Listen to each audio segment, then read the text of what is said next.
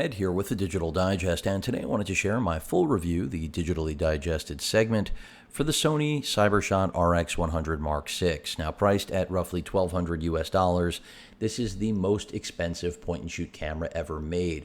1-inch sensor, extended optical reach with this brand new lens, form factor pretty much staying the same, 4K video, fantastic, even a bragging right of HDR, which really isn't 100% truthful. It's 8-bit and won't be recognized really as HDR by anything other than a Sony TV unless you essentially stick it into another file container. It's also plagued with an EVF issue, even though Sony has modified and re-engineered the EVF to be easier to operate in terms of being able to just pop it up and put it back down without the two-step way that you had to go about using the RX100 Mark V. In doing so, they have an issue with the diopter, which you can see right there, which is what you adjust to your vision when using the EVF. Unfortunately, it slides. So over the repetition of the ejection of the EVF, it will move on you. So you will find yourself having to correct that over time, something to bear in mind. Beyond that, no neutral density filter anymore, which from a video perspective, of course, not desirable. We would have liked to have seen that retained, but I do think the reach of the lens now being able to go all the way out to 200 millimeters, and then of course using clear image zoom because you do have a robust 1-inch sensor under the hood, really gives the RX100 reach that I could have only imagined Sony would afford us all one day. And that's why in a previous video where I compared it to the RX10 Mark IV, I basically mentioned that what you're looking at, in a way, is like taking the original RX10, giving it 4K video, and making it pocketable. Granted, this lens does not have the fixed aperture that the original RX10 had, but in terms of performance, it is very close otherwise. It, of course, doesn't have all of the manual assignable buttons, all of the features, but that was a bridge-style camera. Now, with that said, what you are getting for $1,200 does have literally no competition. Now, I know you could say Panasonic makes something similar for half the price, and they do. And I am a fan of Panasonic cameras. I'm the first to mention that. Panasonic, one of my first digital bridge-style cameras. So Panasonic has a place in my heart. But ultimately, if, like myself, you're a fan of the out-of-camera images you get with the RX100 lineup, it's very hard to make an argument for any of Panny's pocketable Z-series cameras. They just don't have the fidelity that Sony does out of camera. Now, I'm not saying you can't go raw and tweak things, but the CyberShot lineup is really, even though this does capture raw images as, do the Panny offerings, and so do the previous RX100s, the whole idea is to not have to do that. You have the flexibility to go ahead and deal with raw images and do whatever you want in post, but Sony is really catering to people who don't want to have to do that. So we've discussed the EVF issue, we've discussed the HDR video issue.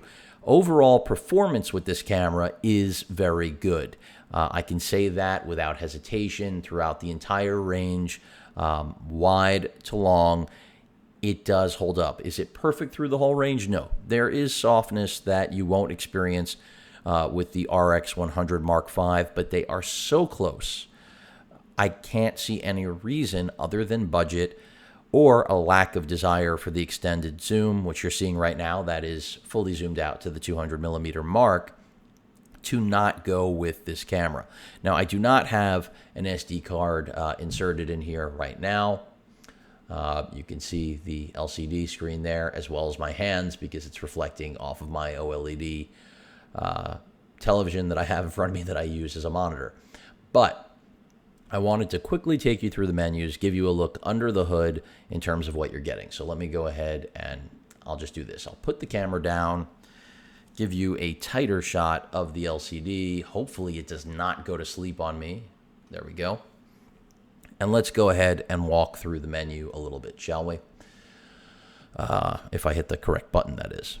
So essentially, again, this is the best camera that you're going to be able to take with you, in my opinion, on any trip, and, not weigh down your back, not weigh down your arm. You're not going to come away with, like, after my most recent traveling, which I've mentioned, the trip that I went on basically around the world, I came back with back problems. And I'm not an old guy, if that wasn't already obvious. It's just a matter of you carry enough gear inherently, you're going to pay the price one way or another.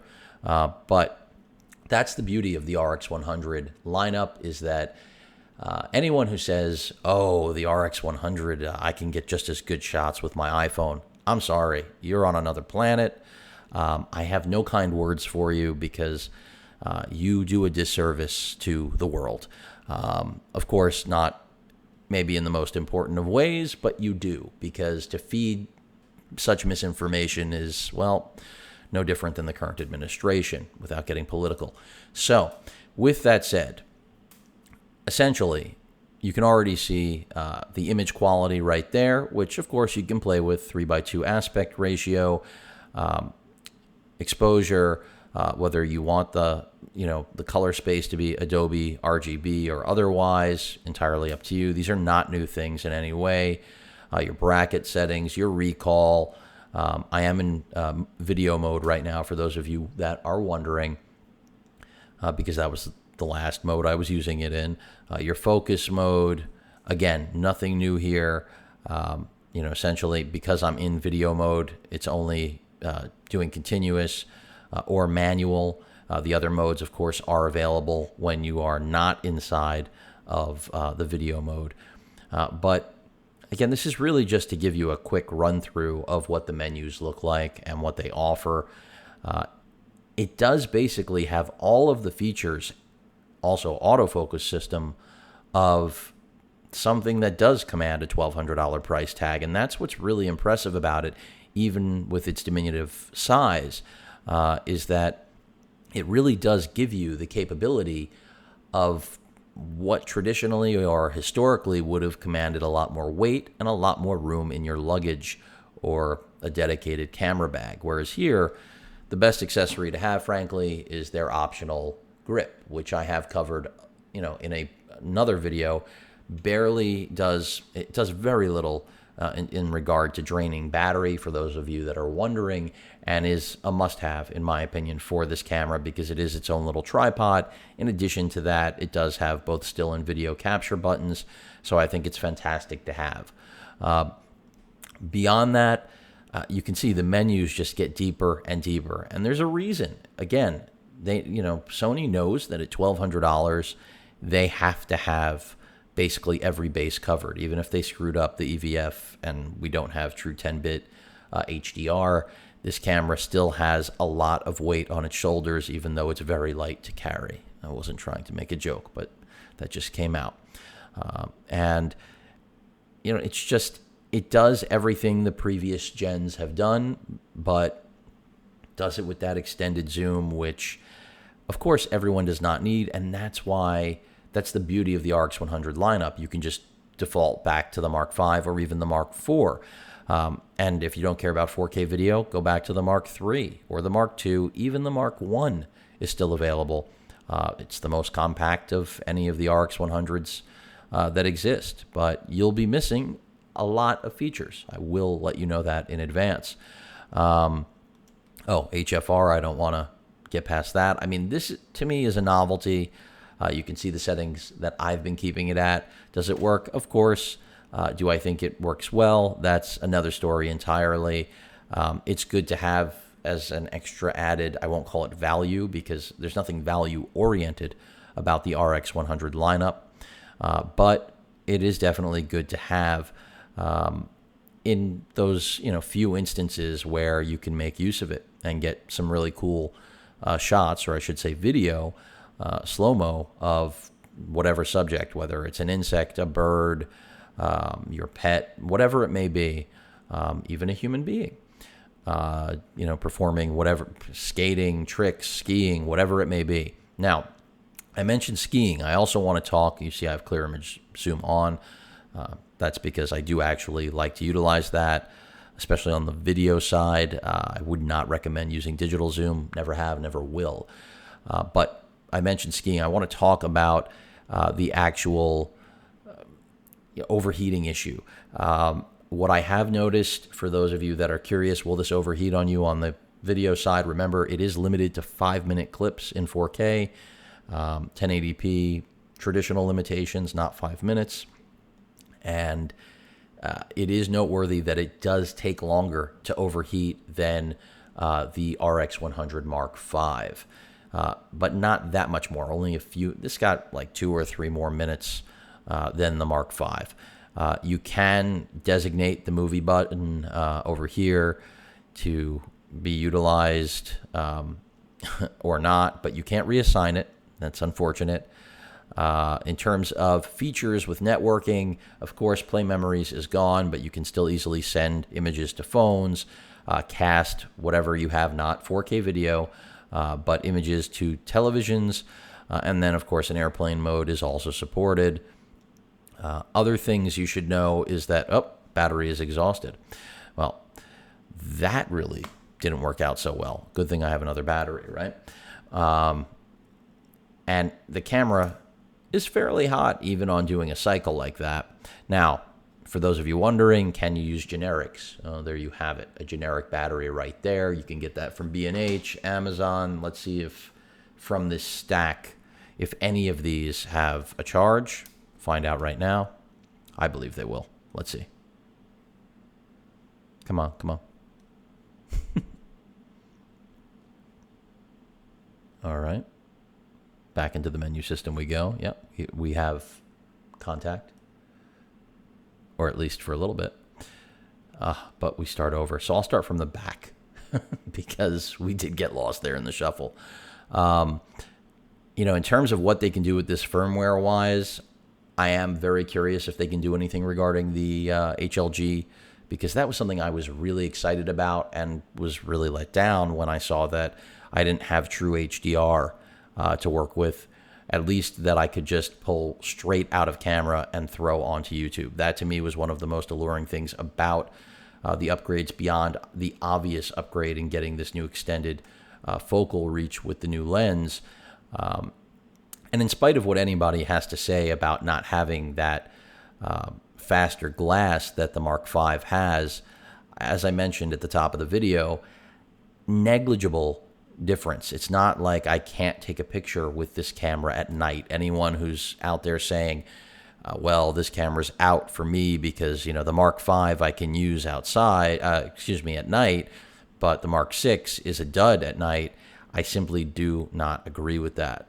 This camera does a great job at night, and you don't have to be an expert. You do not have to be a professional. You just have to be interested in taking images. And that is really the beauty of the Mark VI and every other RX100 before it, is that the idea is to go out there, travel, headache-free, get your shots, and get keepers without having to, go through a tremendous learning curve. Excuse all the damage. That's from previous reviewers, because this is the model that Sony sent to me for review, and apparently whoever had it before me really did not care. I would never treat a review unit like this. I treat it the same way I would my own equipment, but somebody beat the crap out of this. This looks like it's been out for a couple of years already. Meanwhile, it's only been out for a month plus. Now, overall, is the RX100 Mark VI worth the cash? In my opinion, if you already own the Mark V and you want the extra optical reach, absolutely. You can sell the Mark V, recoup some of that damage, and move along. On the other hand, if you own zero RX100s, or if you're still in first or second gen or even third gen, and video matters to you at all, I absolutely encourage you to go in this direction, even without the ND filter. There are magnetic ND filters that you can pick up for this camera. It's not ideal. I will probably eventually get one of those to test out with the RX100. I don't have one at this time, but they exist, and they're fairly inexpensive. Again, magnetic, and they just basically sit on the front of the video, on the lens assembly, so that when you shoot video, you will get those blue skies that you're looking for. So something to bear in mind for those of you that are turned off by the lack of ND filter. Beyond the ND filter, I can reiterate only so many times that this lens still performs exceptionally well. In fact, my RX10 Mark IV only outperforms it slightly, and that's also taking into account that the RX10, of course, does have a 600 millimeter, 35 millimeter equivalent reach. This ends at 200. So while they're very different cameras, the fact that this gets me to 200 millimeters without having to carry around what is almost a brick, because the RX10 Mark IV is an amazing camera, but it's not a light one. It's light considering what it can accomplish, but this thing, just like every other RX100 before it, is a game changer. Do I wish that they would have come out with a new battery? Of course. The battery type is old. I mean, this is the same battery we've been working with since the first generation. It used to be a convenience. It's now, in my opinion, a hindrance. I would like to see a new battery, Sony. You did it for us with the A7 line, and it was a game changer. That is something that hopefully will be addressed in the Mark 7. And I do think it should have been addressed here in the Mark 6. I mean, if they've become aware that battery life is an issue, why not afford it here? But I can also see from Sony's perspective that this is more of a consumer, not a professional product, even though it garners nearly, what many would consider a professional price tag at $1,200 US. I can still see their perspective or purview that, the average consumer is not going to really care that much, and if they have to carry a couple more batteries, big deal. And the batteries are not expensive, and as you can see, I wholeheartedly endorse using generics. Are they as good? No, they're not as good. Will they get you what you need? Yes. I think I have a half a dozen of them. I might have more. I might have 8. I'm not sure exactly what the count is, but they're not expensive. They work with Sony chargers. They get the job done. Are they as reliable on their readout in terms of battery life remaining? Absolutely not. That's why this review got interrupted as I was going through the menu system. But the RX100 Mark VI, in spite of its flaws, pitfalls, still just accomplishes what you cannot do with any other camera, and that's if you're going to take a vacation, planning to go to Disney, planning to go to Paris for a week, whatever it may be. If you bring a camera like this along with you, you won't come home upset that you didn't bring the rest of your gear. And that, to me, is priceless. Now, that's not me saying I'll pay for your $1,200 camera. In fact, I can't pay for anything for any of you. Wish I could help you. This is where my help ends. But I do know that you could try to bring a variety of different gear, interchangeable lens systems that work around the same autofocus system, of having hybrid, both phase as well as contrast on board like this. This camera shoots 24 frames per second with its autofocus system, which is incredible. Is it always dead on? No, but with that hybrid autofocus system, that is the equivalency of what you would find in something like the A6500. It does an amazing job. And point-and-shoot cameras, generally, that is not their strong suit. But Sony, after hearing enough complaints about the first 4 generations of RX100s, they made that move with the Mark V. And now, logically, after making that move with the Mark V, they gave us more reach, because now that you have a truly competent autofocus system paired with an already fantastic sensor, which has just evolved over the years, it made perfect sense to give it more reach. And this allows birders who are looking to get that bird in flight shot. You can do that with a camera like this. I mean, I don't know any other pocketable, and again, I'm not including the panties, even though they're half the price. It's a great bargain. You're not going to get the same performance that you will with the RX100 Mark VI.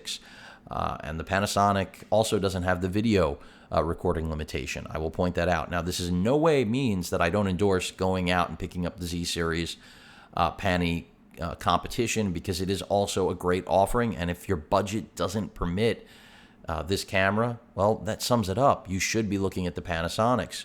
or an older gen RX100 unless you absolutely need that focal reach, because of course the Mark V or 4 will give you all of the benefits to a degree of this camera without the reach. And I say to a degree because of course the Mark IV doesn't have the autofocus system that the Mark V and 6 have, so that cannot be overlooked. It is a major leap in terms of its autofocus accuracy, subject tracking, all of those things. The slow motion, I mentioned before, it's a gimmick. But overall, this camera, still top-notch. Do I wish it was $1,000? Yeah, I think it would have been appropriate for Sony to bump it up $50 or even $100. Was it a little bit of a gouge to go up to $1,200?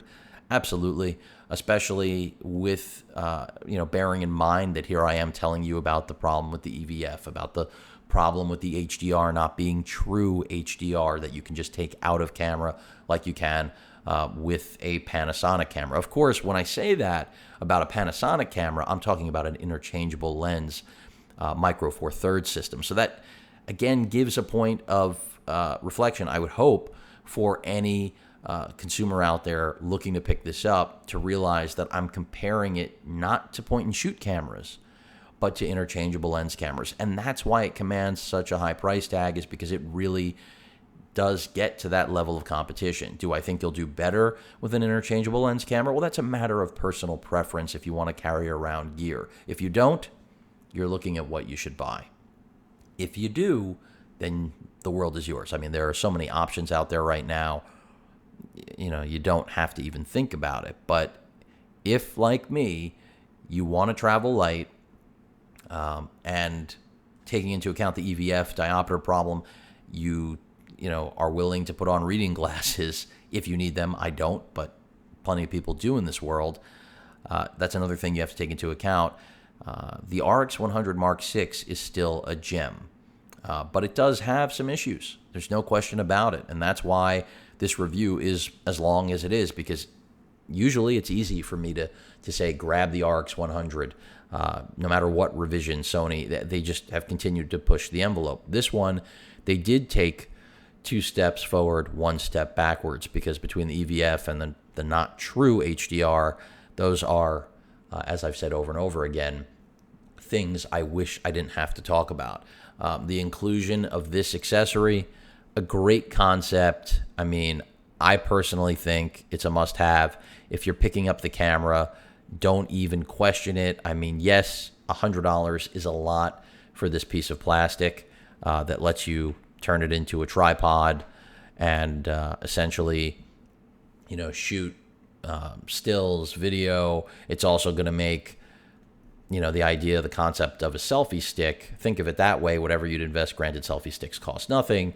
Here you've got your selfie stick with actual capture, both still and video capture buttons built in.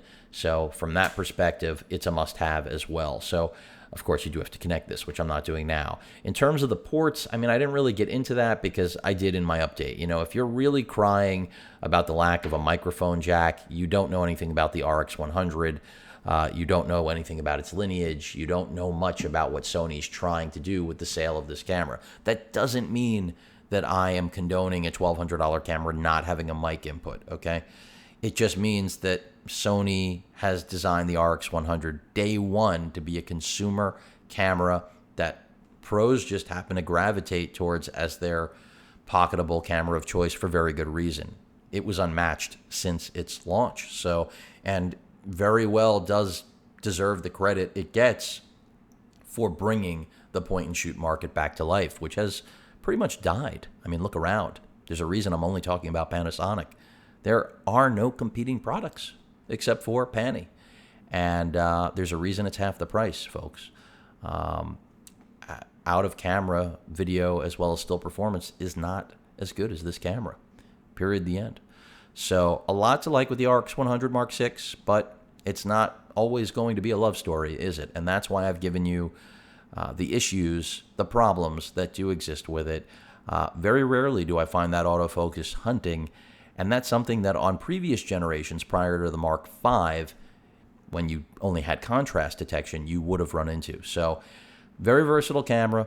arguably the best pocketable video camera out there. Yes, no ND filter. Go cry about it. I'm not saying it's a good thing. I would have liked it, but obviously there was an engineering restraint, something, and I haven't asked Sony why, and quite frankly, even if I do, I don't think I'm going to get a technical answer.